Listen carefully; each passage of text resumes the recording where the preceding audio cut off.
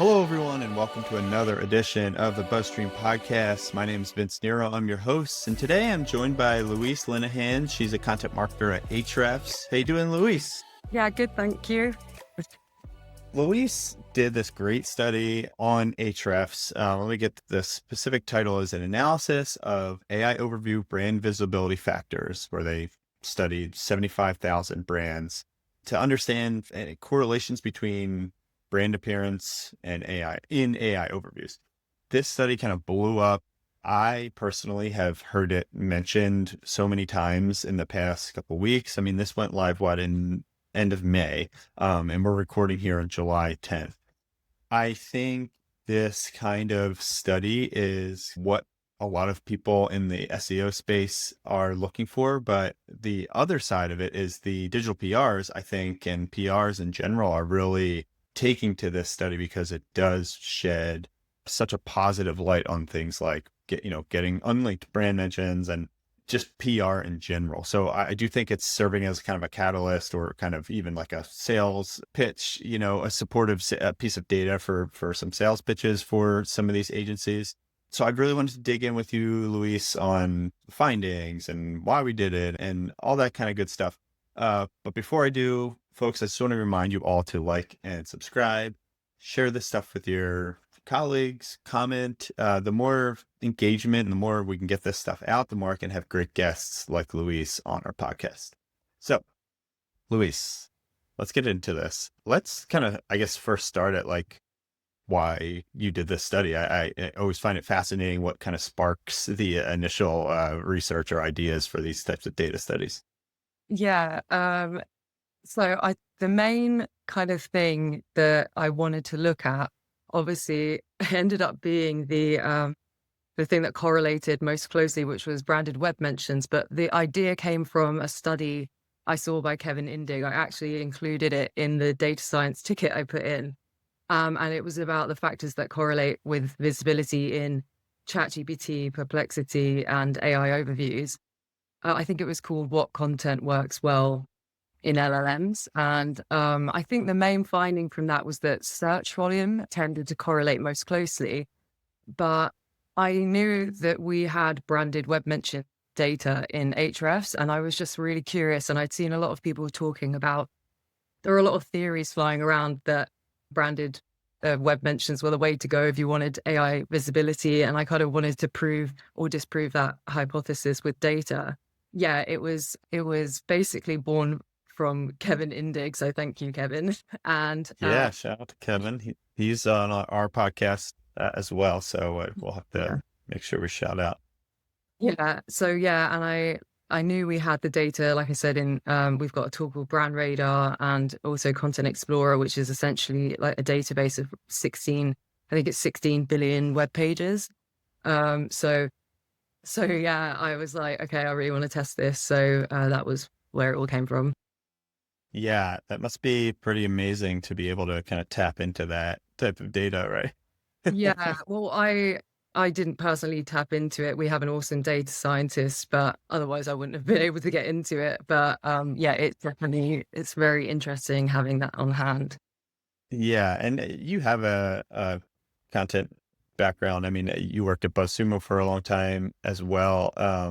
Talk to me a little bit just about kind of how you think about data. I mean, it's kind of, this is going a little bit off of our talk topic, but I'm always curious about how, when you're thinking of like stories like this, like what was it that really grabbed you with this? I can never really. I was having a similar conversation with my colleague recently on how we come up with data studies, and it's a mix of everything. It's just being curious. Sometimes I'll see a new data point in the platform. Like our product team, I was saying just before the call that they are on fire. They like put out so many new features every day. So sometimes something that they have pushed or shipped will inspire me. And in BuzzSumo, I had to be quite scrappy. We were only a 3-person team, and BuzzSumo's success was largely off of the back of their research studies. So I had got a bit of advice from the founder of BuzzSumo on how he kind of went about things. And I basically would always look for the tools in the platform that had aggregate data. So, and I was also a bit shy of always going to the developers and asking for them to do things for me. So I was always trying to find ways that I could like get data out of the platform without bothering anyone. So, Yeah. yeah, I think it's just born out of being scrappy and just like curious and always lurking in the comments on LinkedIn and like seeing what other people say. And yeah, I don't think I'm a bit vibey, so I don't have like a hard and fast rule of how I approach it. Yeah, Like, yeah. especially Same. I mean, it's which like I think is important, approach. right? Yeah. These days, especially stuff is moving so quickly. I love that idea of kind of lurking in the comments and like actually finding like what most of these comments you're talking about are going to be potential customers and your people using the tool. So that makes sense to me. Okay, so my first kind of big question about the study or kind of finding, which is maybe controversial or, for SEOs or link builders, is that it seems like links matter less than brand mentions. Was that surprising to you? Yeah, I actually, even though branded web mentions were the thing that made me want to do the study, I was so sure that DR was going to be at the top of the list that that's what I included first on the ticket that I submitted. Because obviously we've all seen over the last couple of years that it seems like Google has a preference for larger brands, and maybe inflates them in search results. And I was just kind of thinking that might also translate into AI overview inclusion. So I was banking on, well, not banking on, but I was pretty sure that DR was going to come out on top. But then when the results were in or came in, I started to think about it more and think about the factors that did correlate most strongly. I noticed that they were more like language-led factors, and then it started to make a lot more sense because obviously AI overviews are powered by large language models, and obviously, like, the more things appear in the training data or the training corpus, or the more branded mentions that appear, that's just more training examples for the LLM to learn from, and it literally sees the brand names more often in its training data. Then it kind of started to make a bit more sense to me. And yeah, by the language-led factors, I meant the branded web mentions and the branded anchors and the branded keyword volumes. But I was surprised at first. I definitely thought links would be higher. Yeah, and I guess for people who are unfamiliar with the kind of results that we're talking about here, I just want to clarify. So, and you kind of just listed them out, but like in terms of correlation in order of highest correlation to lowest, it was branded web mentions, branded anchors, branded search volume, then DR, then number of referring domains, and then there's branded traffic, and then number of backlinks. Just to kind of tie that up there. So yeah, clearly brand mentions matter or impact more than links on AI overviews. But does this mean that links don't matter? What's kind of your takeaway there? I think the data kind of points to maybe link quality and authority maybe aren't the strongest signals anymore, but I definitely don't think that links don't matter. I think Patrick Stocks actually did a study about this, although it was more in relation to traditional search than AI. But I think they definitely still do matter, and they matter especially for ranking. And ranking is still a very important factor when it comes to AI overview inclusion. In that respect, I think they are still really important. And yeah, Google calls on the top results when it's generating an AI overview response. If you think about retrieval augmented generation and that kind of thing. Patrick Stocks also just posted a new study on the relationship and the importance of links between, on the relationship between links and AI overviews, which is definitely worth checking out. I think it should be at the top of the Ahrefs blog. But that does prove that links, well, it does not, yeah, it suggests that links are still a really important factor. Yeah, it seems like it's the one point, the study that I did read prior to this new one, I think that Patrick did on links in Google search, it was more, they were like very industry specific, where links seem to matter more like local. if I remember correctly. But Yeah. overall, yeah, like it wasn't as cut and dry as it maybe has been in the past in Yeah. terms of, you could just go and build a million links and rank number one. Not that easy anymore. Yeah. Probably not. So another kind of take that I've heard about the study, and we've even kind of talked about this internally, is there's like this, it's almost like a chicken and the egg type of situation with brand mentions and brands, where I've heard SEOs say mentions are just proxies for strong brands that already rank well.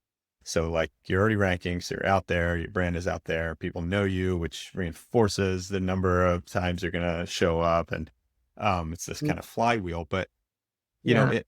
it, is this correlations is due to kind of this like echoing effect, or is this something that you can, I don't say manipulate, but like can you still build a brand in this day and age, I guess, if you're starting from scratch to compete?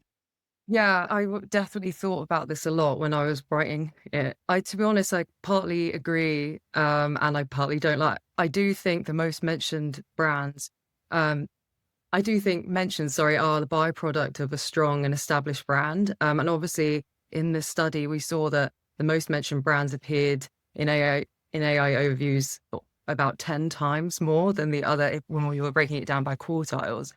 And obviously, when you build a strong brand, web mentions, and like search volume, and those authority indicators like do tend to follow along in the slipstream. But what I also kept coming back to is what I was talking about earlier, in the way that AI and large language models learn by spotting patterns and seeing recurrence of topics. I don't think I think any brand would do well to try to increase their kind of web mentions and inclusion in that AI training data. I don't think it should be something you kind of just give up on just because there's like brand, Sure. like, oh, Yeah. screw it, I'm not building a brand anymore, you know. Yeah. Yeah. Yeah, so I think it's a bit of both is my Yeah. answer. Sorry, I know that's probably not a pleasing answer, but No, I mean, it's almost more of a theoretical question at this point, but like, yeah, I guess one of the bigger questions then becomes like the strategy behind it. I mean, is it the idea that, you need to just get out there, look at like where your competitors are getting mentioned in AI overviews, like actually look at the citations and try to get mentioned in the same places? I think, yeah, that's one strategy. I mean, when I was actually a clip just came up and I was going to talk about this, and it was from Cyrus Shepherd just on this podcast. And I was going to talk about because he spoke at Ahrefs Evolve last year and he said that quote, everyone's saying just build a brand. And it's like saying to somebody who's homeless, just go and buy a house. It's sort of like, it's like that. How many ways are there to skin a cat? You can do, there's so many ways to build a brand. So I don't know if there's like just one way to go about it and one tactic. One thing I can say from our own research is that we've seen in AI overviews the kinds of sites that appear regularly over and over again at the top are YouTube and Reddit and user generated content sites. So one thing I think makes sense to do is to try to build a brand presence on there. But like, I mean, a sustainable brand presence, not like the hacky way of doing it where you used to just like post links back to your blog and get penalized for that. And anyway, that doesn't work anymore anyway, because zero click search, like no, everybody stays in platform and you're incentivized to stay in platform.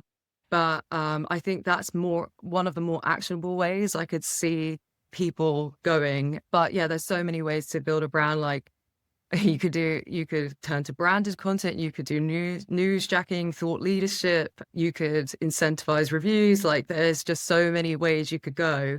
And also I think another thing Cyrus Shepherd said in the clip that I saw you shared on LinkedIn was about it's about like nailing your brand narrative. And once you've got that thread, you can kind of introduce that in every activity you kind of do to build that brand. And that's the thing that makes it memorable. And that's what makes you more likely to accumulate those kinds of mentions and that kind of search volume and for those kinds of things to compound because you have like your stories, you've got your story straight and you've got your messaging nailed. And yeah, I think that's also a crucial way of kind of building the brand. Like that's a firm starting point. I Yeah. makes sense. Yeah. I mean, there's not going to be any one silver bullet, I think, at this point. Like, uh, I think, I mean, the reason I asked that too is because I think SEOs have a tendency to like just kind of strategize in a way where it's like, okay, here is the repeatable, scalable approach to doing this. Whereas I, I just feel like we're getting more and more away from that type of thing where it's, you actually need a more holistic approach and you need to be thinking cross functionally, cross platform to different teams, get the brand team involved with what the PR team is doing and the SEO team with the social. Yeah, and I think Tim Solo just actually posted about this, but it's something I was going to say. Like mentions, I kind of don't want people to read this research and think, okay, great, I'm just going to go and build mentions by hook or by crook, and I'm just going to shove a brand mention in here and like shoehorn a brand mention in there.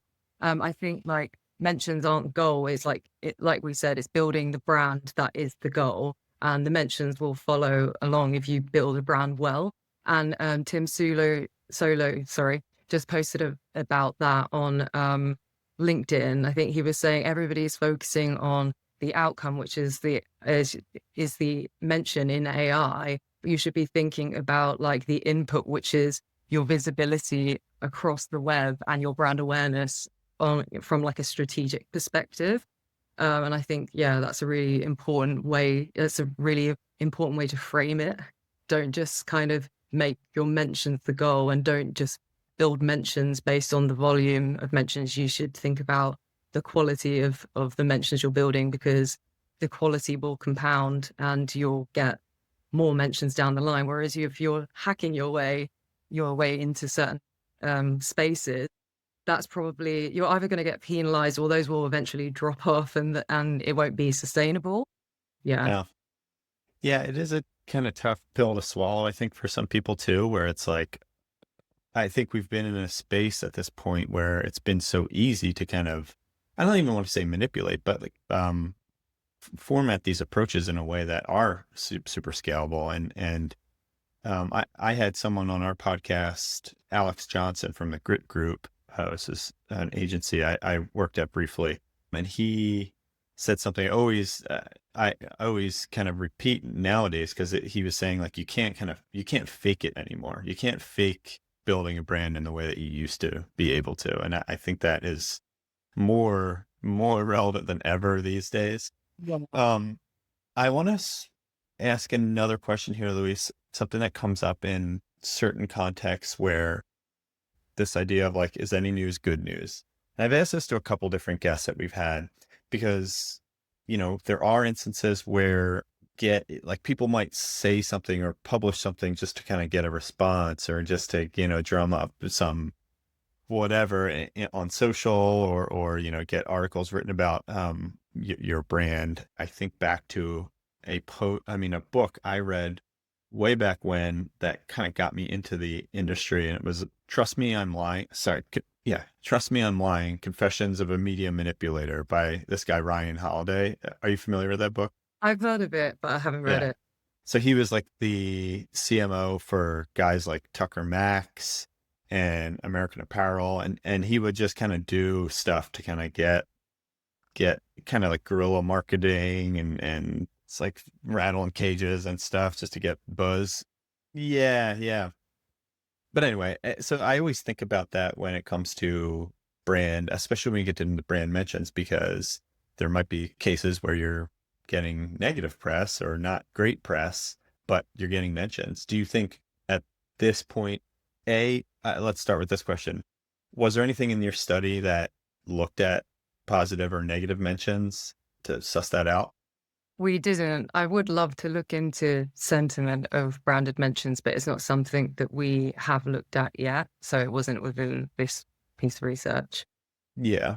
Do you think that Google already has some of that kind of built in to their algorithms, either for search or for AI overviews at this point?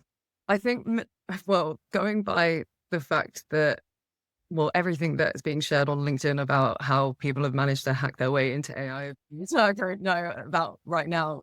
I imagine people is working on it, and that's the thing. Like, I know everybody's talking about it at the moment, but all of like the hacky SEO strategies of yesteryear are just coming back, but in the form of AI. And my colleague Despina wrote a really great article about it and comparing, like, so there's literally a side by side comparison of the old school SEO, Yeah, I saw that. It's so good. yeah, and the AI techniques which are cut from the same cloth. But yeah, I just think I also Mark Williams Cook talked about the idea of like once he compares or likens like Google's algorithm to the Meta, and when Google finds when sorry users find a vulnerability, they will like try to like hack their way into and shortcut their way to like success. But then Google eventually would find the vulnerability and kind of like nerf the sites for misbehaving. And I Mhm. imagine AI, that's probably going to happen and probably a lot faster than maybe it has done in the past. So I just kind of don't see the point in investing like any amount of time in strategies which are clearly like black hat and clearly not helpful to the end user or consumer of the content. I just don't, especially, I think somebody, I was just reading a post, but it's exactly what I thought on LinkedIn. It's like, this is your chance to start afresh and like do things right. Kind of think that that's how you should treat it. And yeah, I feel like there will definitely be sentiment baked into AI very, very soon, where if the mentions that you've built are low quality and completely unrelated to your brand, well, yeah, completely unrelated to your brand and completely just not quality, I feel like those mentions won't stick around for long. But Yeah, yeah. Okay, so this is kind of a roundabout question here, but my thought with this kind of thing is like I know Ahrefs has been putting a lot of data out around AI. You have your brand new product, Brand Radar, and which everybody check out. It's really great and really helpful.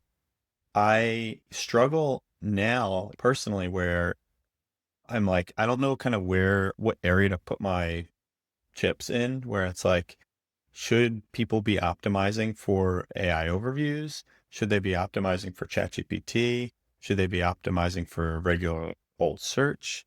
You look at the amount of talk that there is about AI online, and you'd think that it was the number one driver of all traffic when realistically, like Google still owns so much of the market share, but what yeah, I guess just like what is your take on that? If you were kind of starting from scratch, where would you tell a fresh brand to kind of use as their North Star? I think a lot of good kind of SEO experts are also saying this at the moment, but SEO and like LLMO, GEO, whatever you call it, are very, very similar. So like they kind of the foundations, there's almost like I'd say like 90% crossover. And I think starting with the foundations of like good SEO is where I would tell people to start. And we haven't released this research yet, but we've just well, in the process of doing a study, and it shows that 88% of the URLs included in AI overviews are also ranking in the top 10. So like ranking is just still such a crucial part of like AI overview inclusion. So I think that's what my advice would be. I'm not saying to not test new things out, and yeah, keep your ear to the ground if there are kind of new ways to optimize. But it seems like the foundations of SEO are also the things that will get you visibility in AI. Yeah, I mean, very well said. I totally agree there.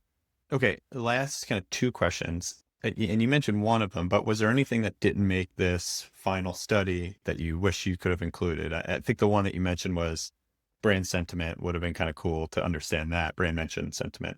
But yeah, anything else? Yeah. So I've already mentioned it, but we had a chart in the piece of research where we broke down the average web mentions by quartile. That's the one where in the top quartile, the most mentioned brands had 10 times more AI overview visibility than the other brands. But we also, what we didn't publish, we also had a chart of mentions broken down by correlation. Sorry, we had a chart of mention correlations broken down by quartile. So we looked at the correlations for each quartile, and we found that the lowest quartile of branded mentions, where like the smaller brands or sites were most likely to sit, showed positive moderate correlations, and as did the highest quartile. Whereas the middle two groupings still showed positive correlations, but they were weaker. And when I was thinking about it, I kind of thought, to me, that suggests two things: that even minimal web recognition can give you a chance at AI visibility. And it could also be that each additional mention for those small brands can actually be or make an outsized impact. So I kind of thought maybe that's where PR and content marketing could pack possibly the greatest punch. And then it looked, like I said, in the middle two tiers, there's more of like a saturation zone. And then at the top, you break through to like authority kind of status. So I just thought that was really interesting. It kind of gives the smaller brands a bit more hope, maybe, that like it building your web mentions can possibly give you AI overview inclusion, like even for smaller sites, even a few web mentions can possibly lead to increased AI overview visibility. So yeah, I just thought that was interesting. Yeah.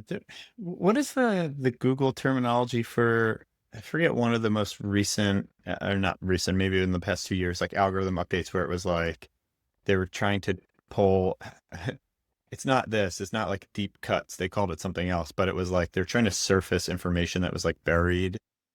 Well, yeah, I can't remember the name of it, but I know Yeah. And so it. I wonder if, there is a part of that too that they're trying to implement within AI overviews. And I know some stuff has come out. I think it was Perplexity, where it was like, if Perplexity uses, kind of does like the same grounding technique that AI, Google's AIO does, where if the answer isn't addressed in the corpus of in like the LLM, like they will go and cite it elsewhere. So Well, I wonder if in some of those cases, it's, to your point, like if you're a smaller brand, but you have some unique data, or you have some unique something about you, yeah, that is maybe why they get pulled or mentioned a little more.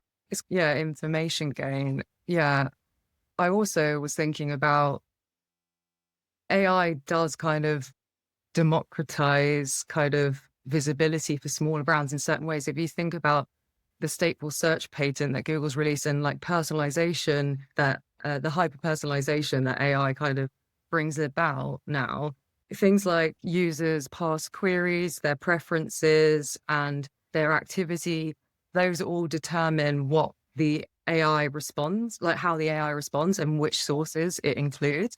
So it's not like there could be some very niche kind of questions that get asked, and smaller, more niche brands could get surfaced because it's dependent on so many factors beyond the ones that we've studied in this research. There's just so many different factors now that determine how an AI answers a user's query. So I kind of think in that sense, it could open up a lot more opportunity and a lot more visibility for smaller sites. That's just something that's been circulating in my mind. Yeah, that's great. I would love to kind of leave it there. I think one thing totally stole this from Greg Heeler's, but his podcast, he likes to ask guests, is there anything you wish I would have asked about this study that we didn't necessarily cover? Is there any information that you'd like people to be left with that we didn't talk about? It's not something we didn't talk about, but I think the main thing I would like people to go and take away from this is that mentions aren't the goal. Now the byproduct, that building the solid brand is where you should this is kind of what you should use this kind of research as like justification for kind of investment in brand building and quality PR campaigns and that kind of thing, not just kind of out like maybe spammy outreach or that kind of yeah. Yeah, just getting mentioned anywhere. Yeah, Yeah. that's so great, Luis. I love that so much. Make that maybe the our little preview for this talk. So reminder people, please like, subscribe, comment on this stuff. If you have any questions about the study, I'm sure Louise would be more than happy to answer. Throw a comment in YouTube and LinkedIn. You can find Louise on LinkedIn. She's very active there. Check her out and all her great work on Ahrefs, on the Ahrefs blog. Louise, I want to thank you again so much for coming on. Thanks so much for having me.